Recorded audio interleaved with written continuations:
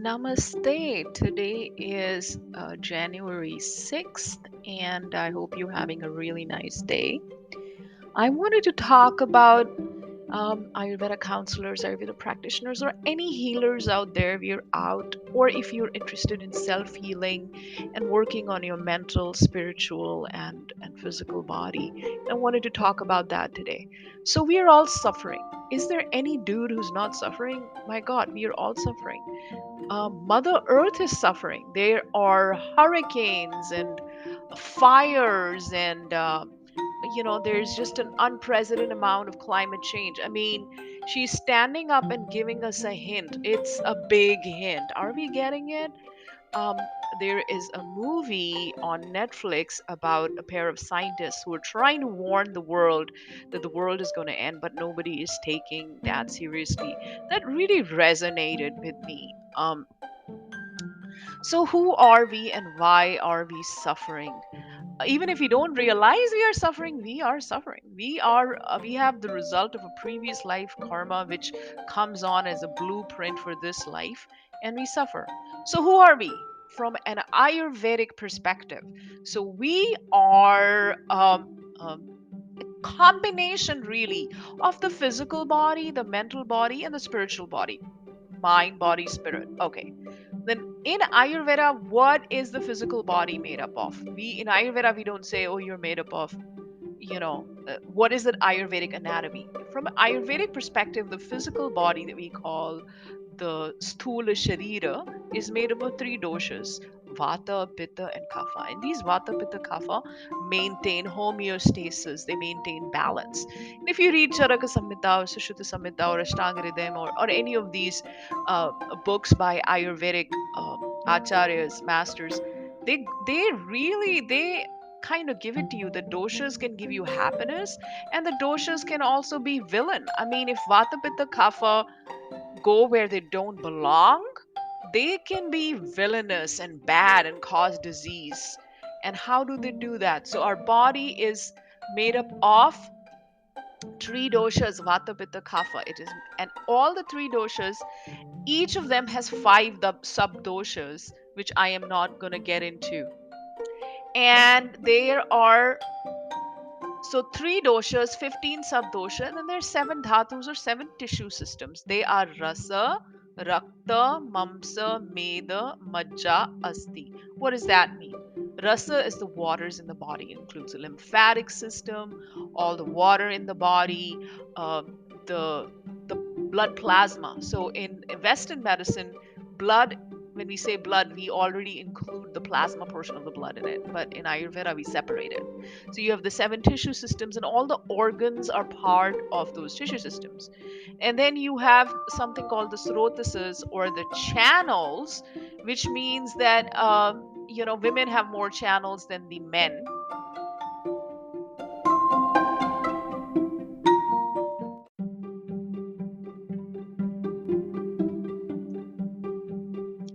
All right, we have talked about the physical body, we have talked about the mental body, and we are now going to talk about the spiritual body. So, the previous section I said it's a never ending story. We keep on receiving all the mental agony and the physical issues or imbalances that we have, a result of the previous life karma, most of the time, according to Vedic scriptures. And then we make new karma in this life that we're going to receive in next life. And in the next life, we're going to make new karma. Oh my God, it just never ends. How do we stop it? So, by working on our spiritual self, and certain activities and rituals can help reduce the karma. So we are not going into the cycle again and again and again and again. So let's talk about our spiritual body. Let's talk about the Atma. So our spiritual body is made up of the spiritual divine spark that is not physical, that does not belong in this physical world. It's super, super tiny. It's, I don't know, my husband Atul had calculated down to something nanometers, because it is explained that this divine spark or the soul or the Atma is 1/10,000th the width of a hair. So go figure, go figure in whatever nanoscale what it is.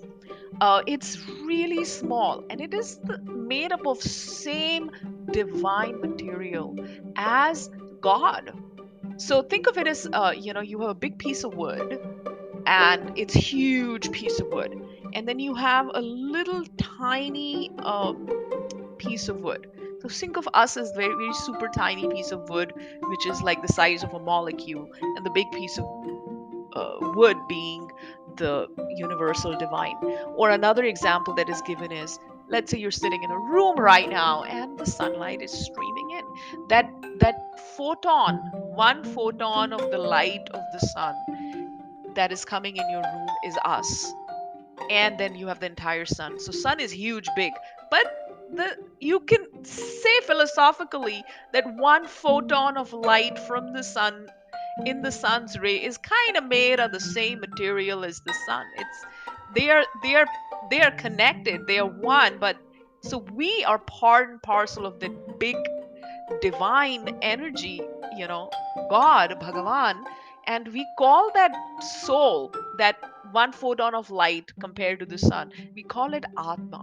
It is said in the Bhagavad Gita, Atma cannot die, it cannot get wet, you cannot burn it. So we never die. Atma is that energy that never ever dies. So I don't know, I hope you never get to see it, but if you've ever seen someone pass away, you see the life seep out of them. What is that life that is seeping out? That is Atma. Atma is basically, or the spirit or the soul, the divine spark that is in us. That is basically what is running the show in our body, which is made up of the five Mahabhutas, the bag of bones and meat and organs that we are. And we'll immediately, that divine spark leaves us and we are nothing. We are the divine spark, we are not the body. Then hence your question, why are we suffering? Because every time we are coming back, we make new karma. And then the karma includes physical suffering and mental suffering, and it includes good stuff too. If you did good stuff in your previous life, you must receive the good result too. So you have to keep on taking birth even to get the good result again and again and again and again and again and again. And did I mention again? So what do we do? So we are suffering because of this karma. And as far as I'm concerned, and it also says in our Ayurvedic books that helping a person supporting them through Ayurvedic practices physically, mentally, and of course spiritually is our goal. Because when you help somebody spiritually, it cuts off the bad karma from the previous life. That helps them a lot more than any diet that you're going to give them. Of course, the diet is going to help, don't get me wrong. But if I were to compare, because we are carrying, I don't know how many tons of this energetic karmic baggage with us, reducing the karmic baggage, in my personal opinion, is very, very important. So what does the Ayurvedic scripture say about helping the physical, mental, and the spiritual body?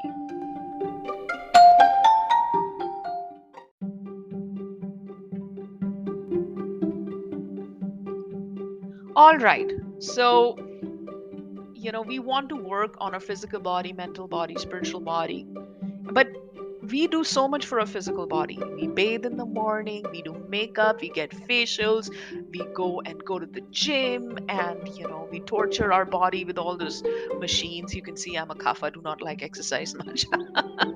And then mentally we are doing breathing exercises, we are practicing all kind of body mind activities, we're doing meditation, we're doing yoga, whatnot, we're working so much. What do we really do for our spiritual body? We do not happen to do much. And it is the spiritual work that negates our bad karma, that baggage of bad karma. This includes doing rituals, doing mantras, doing kirtan. Um, and what is it that an Ayurvedic practitioner or counselor or Ayurvedic Vaidya can do? So there, in Ayurvedic text, there are three kinds of um, chikitsa, or you could say supporting protocols that are described. A lot of Sanskrit here. The first one is called Daiva Vyapashre. So what does Daiva mean? So Daiva literally is higher beings, higher entities, divine beings. For example, we call demigods daiva. You can call them like higher angels and archangels and things like that. So, appeasing the daivas, appeasing those higher entities will help support karma from previous life. Hey, I am just the messenger. This is what it actually is. Daiva Vyapashraya is mentioned in the Ayurvedic ancient texts. Then the second one, so Daiva Vyapashraya, meaning prayers and rituals and Jyotish. Jyotish means Vedic astrology. So you find out what is the blueprint of a person's life, where are they going to get suffering, what good stuff are they going to get, and what time. And then using that, and it's called pariharas, doing rituals, doing charity, doing puja means prayers and stuff like that, with a specific intention of reducing the karma. It's a very specific, and pleasing the higher beings that can bless you and take away that karmic baggage that is making us suffer. Oh boy, and we are suffering, right? The second one is what is more commonly, it's called yukti or solution. And yukti vipashraya is a solution that means doing yoga, or mindfulness, or following a dosha pacification of diet by doing a good diet, a lifestyle, following a daily routine, seasonal routine, taking ayurvedic herbs. That would be the yukti. Yeah, and this one because that yukti part is mostly focusing on the mind and body, and doing mostly body actually. Then you have the Sattva Vijaya Chikitsa. Sattva Vijaya, Sattva means the truth, Vijay means victory. How is Sattva Vijay different from Daiva or the divine being angelic? Because in Sattva Vijay also, Chikitsa, we also do meditation, we also do prayers, we also do rituals. But the aim and objective of Sattva Vijay is not to reduce karma, and Jyotish is not part of it. Sattva Vijay is how we are like a coach, a guidance counselor, or a motivational person to help somebody elevate their spiritual life. Tell them, hey, you know what? You are so hung up on, this little mole that you have in your right shoulder. I'm not joking. This is a true story. Hey, listen, let's focus on the good things. You have a good life. You have people who love you, and kind of motivating them, guiding them, teaching them how to do mantras and meditation and rituals, and basically guiding them to adopt a spiritual lifestyle and working on the spirit. So some of these overlap with the Daiva, but Daiva, there is only one objective: appease those higher beings and gods, get their blessing, get rid of this karmic baggage so we can reduce our suffering. So, for example, we do rituals on different days. Monday, we do ritual for Shiva or moon, if you have a debilitated moon in your chart.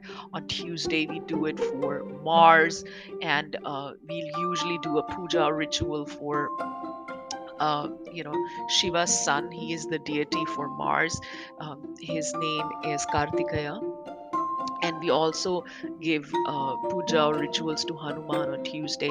Wednesday is ruled by Mercury. The deity for Mercury is Lord Vishnu or Krishna.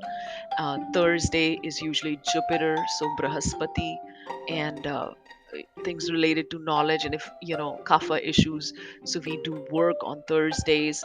Friday is Venus or Shukra, and we do work different things there. And then we also follow the lunar calendar to find out what tithis. There's some particular tithis. For example, there is a tithi, it is called Ekadashi. Ekadashi means 11 in Sanskrit. On that day, if you do a fast from all grains, it is just like it's like a magic day that gods have allowed us to get rid of our karma. Oh my god, that day, just don't eat any meat on that day, don't eat any grains, and don't eat any lentils. Just eat starchy vegetables, have yam and potato, and and just cook it yourself. Just have things that come from Mother Earth, like the kind of like a goddess diet. Root vegetables and fruits. That's it. If that's all you eat, if you have potatoes, yam, starchy vegetables, butternut squash, that day, just for that one day, Ekadashi, it comes twice a month, 11th day of the moon. It can reduce, think of an entire luggage, You've seen those big luggage bags, those oversized luggage bags at the airport. Imagine that getting, used up in one day. So it really, really doing Ekadashi Vrat, it's called Vrat because you abstain from certain things. Of course, you abstain from sex on that day. Some people start Ekadashi in the morning and they will not just drink water, and the evening time they will eat something. That's kind of hard. And the next day, next morning. But just even eating fruits and vegetables, but not gorging yourself on it. It's an abstinence. And the idea is to, chant that day. I've been doing Ekadashi Vrat for now, how long? About 24 years now. My husband Atul's been doing it for closer to 50 years now. And we've been vegetarians. And no matter what karma comes to, bite us in our backside, somehow doing Ekadashi for a long time, somehow we manage to do Ekadashi. It gives you mental strength, it gives you spiritual strength.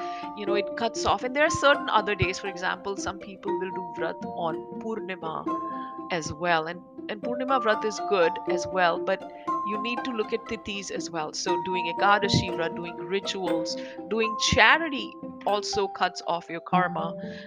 Doing meditation, chanting, going to a Jyotishi, and having the Jyotishi help you, uh, you know, negate some of the karma is also another good example.